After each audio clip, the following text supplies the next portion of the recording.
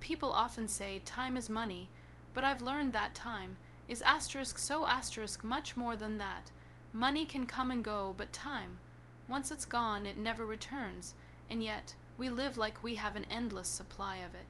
We spend our hours pleasing people who don't even understand us, chasing goals we didn't choose, stuck in routines that don't light us up from within. We scroll through life, not realizing we're scrolling past the moments that could shape us.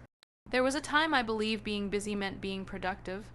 I filled my calendar, ran in circles, ticked all the boxes, but inside I felt empty, because time isn't valuable until you give it value. It's not about how full your day is, it's about how fulfilled you are in it. The truth is, every second holds power, but only when you choose to live it with intention. And I'm not standing here to give you some perfect recipe for success. I'm here to remind you that your time, your story, your struggle, they all matter, and how you spend this very moment. That's what defines the value of your time. Stop being busy. Start being intentional. It sounds simple, but in a world where we glorify hustle and celebrate packed schedules, it's one of the hardest things to do. We wake up, check our phones, respond to notifications, and rush into the day with a to-do list that feels endless. From the outside, it looks productive. It feels like we're doing something right. But inside, there's a quiet question we're afraid to ask ourselves. Why am I doing all of this? The truth is, being busy gives us a sense of importance. It gives us the illusion that we're moving forward, that we're achieving something. But busyness is not the same as progress. You can be in motion and still be lost. You can have a full schedule and still feel completely empty. When we're constantly busy, we stop thinking clearly. We stop noticing the little signs that our body, our mind, and our heart are trying to show us. We ignore our own needs because we've convinced ourselves that being occupied equals being valuable. But real value doesn't come from how much you do. It comes from how deeply you do it. And that only happens when you're intentional. When you pause long enough to ask, is this activity aligned with my purpose? Is this task adding meaning to my day, or just filling it? Intentionality means doing fewer things with greater focus. It's about choosing what matters and letting go of what doesn't. But most people don't want to let go. Why? Because staying busy is a distraction. It keeps us from facing uncomfortable truths about our lives, our relationships, and even ourselves. It's easier to keep running than to stop and reflect. It's easier to keep saying yes to everything than to risk disappointing someone. But in trying to please the world, we lose the parts of ourselves that actually make life worth living. I've seen people burn out, not because they were weak, but because they were constantly trying to prove their worth through endless activity. They gave their time away to everyone else and left nothing for themselves. And slowly, without even noticing, they forgot what it felt like to be still, to be present, to be intentional. But once you decide to live on purpose, something shifts. Your days don't just pass by. They begin to matter. You don't just do things.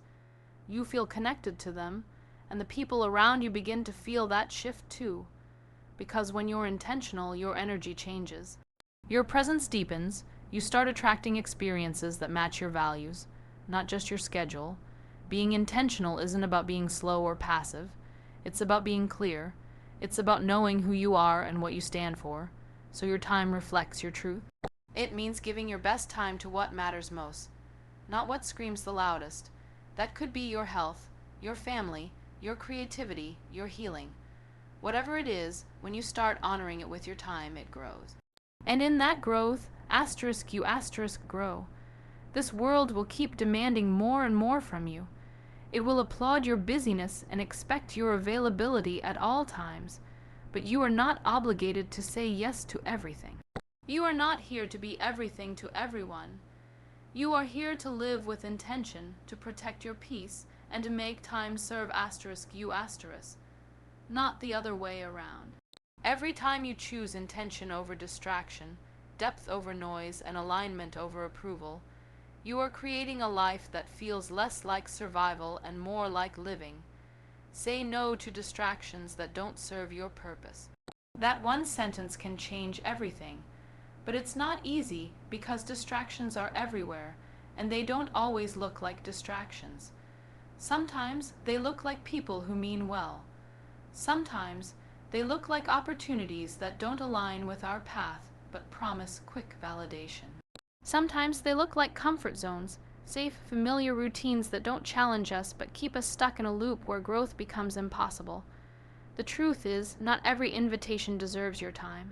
Not every message needs a reply. Not every trend is meant for you to follow. We live in a world that's constantly shouting for our attention. Notifications, advertisements, updates, requests, expectations. Everything is designed to pull us away from ourselves. And every time we say yes to something that doesn't align with our goals, we're saying no to something that does. Purpose demands clarity, and clarity only comes when we start recognizing what's helping us grow and what's quietly holding us back. Distractions aren't always obvious. In fact, the most dangerous ones are the ones that feel harmless. Scrolling through social media for just 5 minutes, watching shows to relax, attending events to stay in the loop. These moments seem small. But over time, they steal our energy, dilute our focus, and distance us from the life we're trying to build. You begin to feel exhausted not because you're doing too much, but because you're doing too much of what doesn't matter. There's a kind of power in saying no. It's a quiet kind of strength, the kind that comes from knowing what you want and refusing to be pulled in 100 different directions. But society doesn't teach us that.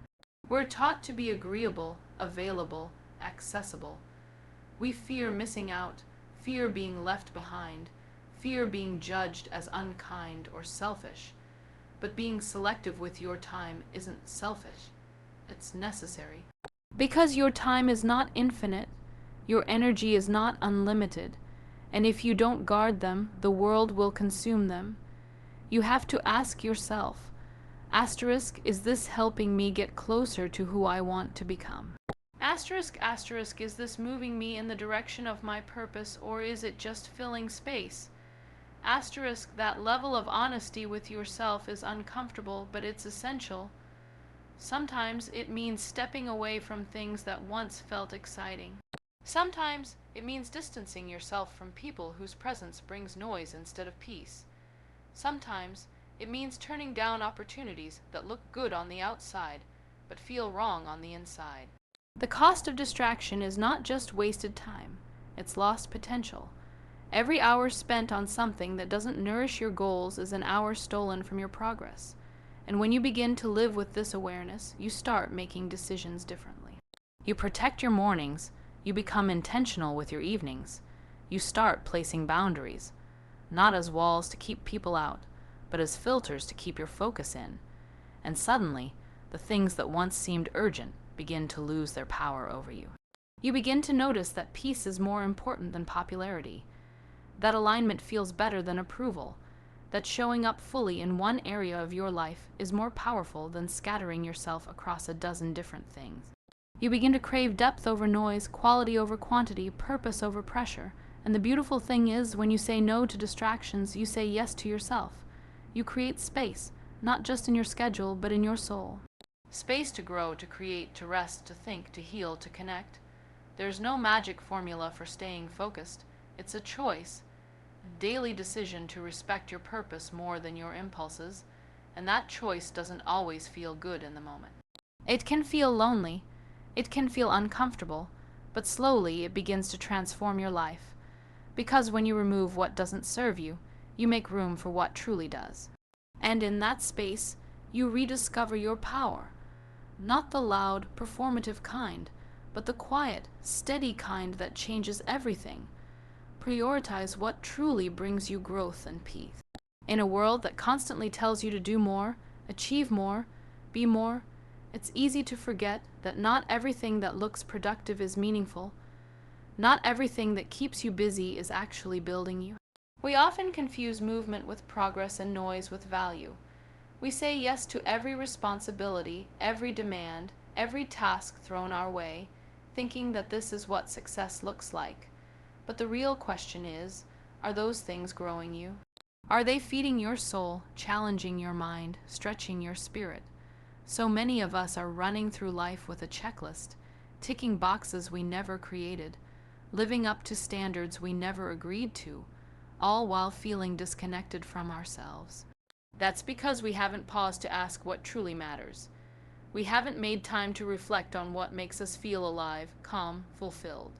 And until we do that, we'll keep prioritizing the wrong things.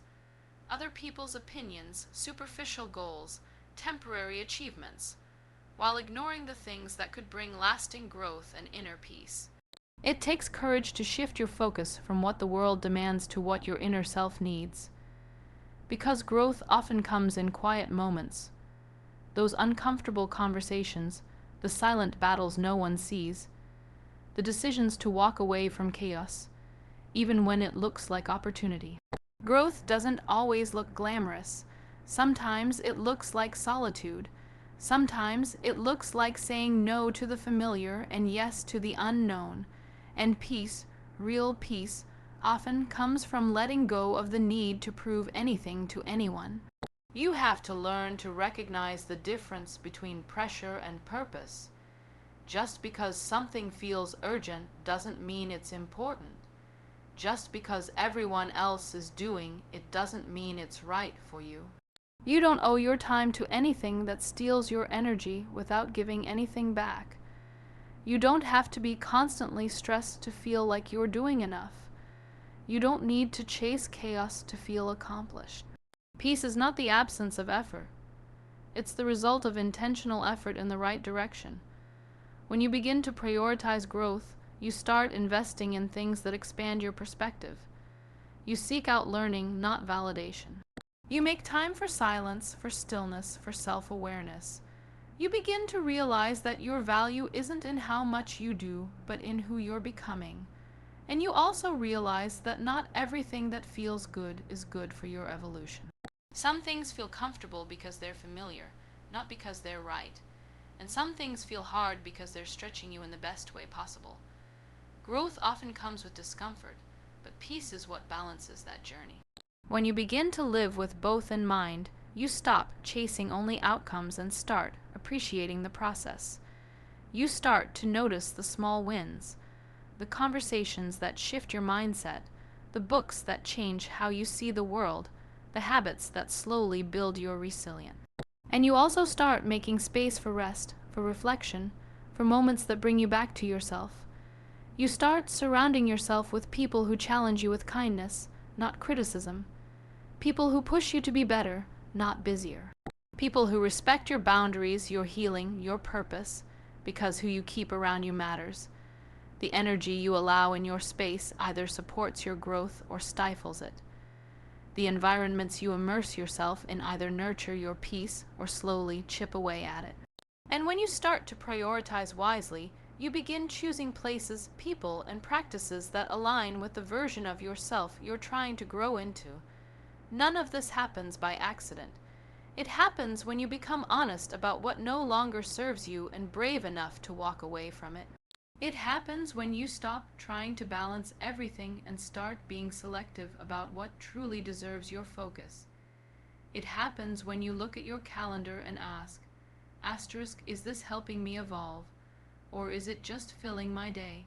Asterisk, every time you choose growth over ego, peace over pressure, depth over distraction, you take one more step toward a life that feels real, grounded, and yours. Time spent on self-reflection is never wasted. In fact, it's one of the most valuable investments you can make in yourself. But in a society that thrives on speed, noise, and constant output, slowing down to look within often feels counterproductive. We're conditioned to believe that unless we're doing something visible, something measurable, something that can be checked off a list, we're not making progress. But growth doesn't always happen in action. It often begins in silence. In those moments where you turn away from the world and toward yourself, something powerful begins to unfold.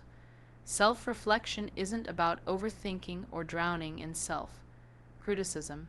It's about understanding. Understanding why you do what you do, why you feel what you feel, and how those patterns are shaping your life. It's about facing your truths without filters, without masks, without the need to impress anyone. Because if you don't pause to ask yourself why you'll spend your life chasing things that don't even belong to you.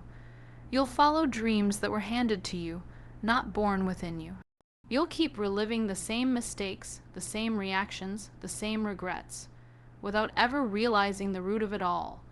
We often avoid self-reflection because it brings us face with things we'd rather not see, our fears, our insecurities, our pain. But ignoring those things doesn't make them go away. It only gives them more control over us. When you begin to reflect with honesty, not judgment, you create space for healing. You begin to see patterns, not just problems. You begin to understand that every emotion you feel has a message. Every habit you've developed has a story. And every choice you've made has a reason. And that understanding changes everything. It gives you power, not the kind of power that controls others, but the kind that helps you take control of your own life. You stop being reactive and start being intentional. You stop repeating cycles that hurt you and start creating paths that heal you. You stop blaming the world and start holding yourself with compassion and accountability. That balance is where transformation begins. Self-reflection also teaches you how to listen to your inner voice, your body, your intuition. It sharpens your awareness so you can tell the difference between what's real and what's conditioning, between your truth and your programming, between what your soul craves and what your ego wants. And the more you reflect, the more grounded you become in your values, your boundaries, your direction. You stop being tossed around by every opinion, every expectation, every temporary emotion. You begin to move with clarity.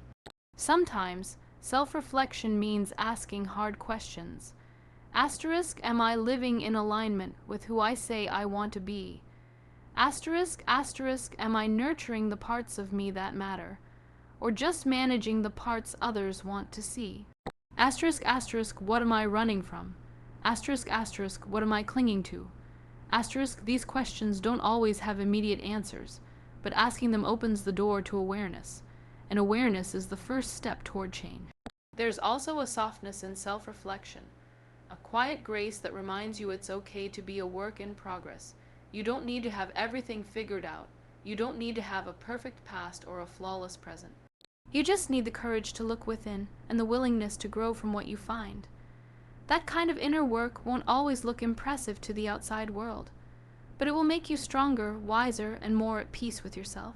Taking time to reflect also strengthens your relationships. When you understand yourself, you communicate better. You begin to notice your triggers, your patterns, your walls, and you stop projecting them onto others. You become more empathetic, more patient, more present, because the work you do within reflects in everything you do outside. It changes how you show up for your goals, your dreams, your people. You don't need to escape to a mountain or spend hours in silence to reflect. You can do it in moments, during a walk, in your journal, while sitting in the stillness of the night.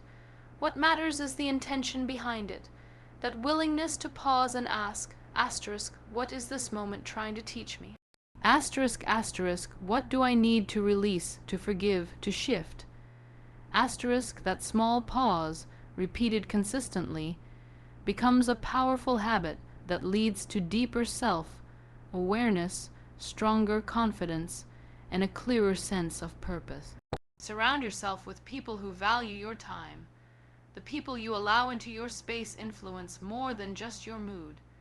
They influence your mindset, your direction, your energy, and your standard. Time is one of the most precious resources you have, and yet it's often treated as if it's unlimited.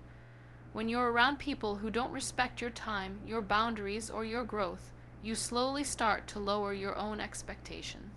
You start making room for chaos disguised as company. You begin tolerating interruptions, draining conversations, unnecessary drama. all because you've convinced yourself that being available is the same as being kind. But the truth is, the right people don't drain you. They don't demand all of your time, only to give nothing meaningful in return. They don't constantly require explanations, validation, or apologies for your boundary. The right people understand that your time is a reflection of your priorities, your purpose, your self-worth, and they respect it, not just in words, but in how they show up in your life. We've all had moments where we felt guilty for saying no to people who never think twice before saying no to us. We've all stretched ourselves thin trying to please those who don't even see how much of ourselves we're giving. That's where the shift begins, when you realize that not everyone deserves access to your energy. Not everyone has earned the right to sit at your table, and that's not about arrogance, it's about self-respect. You get to choose who influences your space, your spirit, your schedule. Look at the people around you. Do they support your growth or subtly sabotage it? Do they encourage your dreams or only show up when it benefits them? Do they honor your time as something sacred or see it as something convenient for their needs? These are the questions we avoid because answering them might mean walking away from certain relationships. It might mean redefining what loyalty and friendship really mean. It might mean being alone for a while, but peace is often found on the other side of those decisions. Being intentional with who you surround yourself with doesn't mean cutting everyone off. It means creating space for those who truly align with the life you're trying to build. People who celebrate your focus instead of distracting you from it. People who bring clarity, not confusion. People who inspire you to be better, not bitter. These are the people who understand that time is not just hours on a clock. It's the energy behind your every decision, the emotion behind every conversation, the presence behind every interaction. It's okay to outgrow people. It's okay to evolve beyond certain circles. Just because someone's been in your life for years doesn't mean they're meant to stay in your next chapter. Growth demands better environments, and better environments begin with better relationships. You deserve to be around people who don't just love you when it's convenient, but who respect your time, your values, your boundaries even when it's not. Sometimes the hardest part of protecting your time is dealing with the discomfort it brings. The silence that follows after you stop answering every message. The guilt that creeps in when you say no. The loneliness that surfaces when you realize not everyone was meant to go where you're going. But that discomfort is temporary, and it's a necessary part of reclaiming your life. You're not here to be endlessly available. You're not here to keep proving your worth to people who don't even recognize it. When you begin surrounding yourself with the right people, you feel the difference. Conversations become energizing, not exhausting. Plans feel purposeful, not pressured. Your time feels honored, not used. You feel seen, supported, and strengthened. That shift doesn't happen overnight, but it begins the moment you decide that your time is too valuable to be wasted on anything or anyone that doesn't align with your purpose. The people in your life should help you protect your time, not demand it selfishly. They should understand that space is not rejection, that focus is not neglect, that growth requires solitude. And in that understanding, relationships become deeper, not weaker. When people value your time, they value your presence, they value your journey, they value ***, not for what you give them, but for who you are becoming. Make your time a reflection of your values, not your fears. Most of us don't realize how much of our life is guided by fear. Fear of failure, fear of judgment, fear of not being enough, fear of disappointing others. And when fear drives us, our time is spent in survival mode. We make decisions from a place of pressure rather than peace. We fill our days with activities that keep us feeling productive but disconnected. We stay busy not because we're building a meaningful life, but because we're trying to outrun the discomfort of confronting what truly matters. Living this way creates a constant tension. It's the kind of exhaustion that doesn't go away with sleep. It's the emptiness that lingers even after you've achieved your goals. Because deep down, you know your time is being used to maintain an image, not to create a life that feels true to you. You say yes to things you don't believe in. You entertain conversations that drain you. You stay in places that no longer fit you. All because fear whispers, asterisk, what if you lose everything? What if you disappoint them? What if you're wrong? Asterisk, but what if you're not?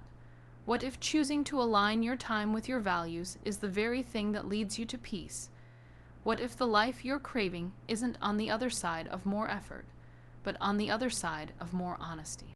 When you begin to view time not just as hours, but as pieces of your life you'll never get back, you become far more careful with how and where you spend it.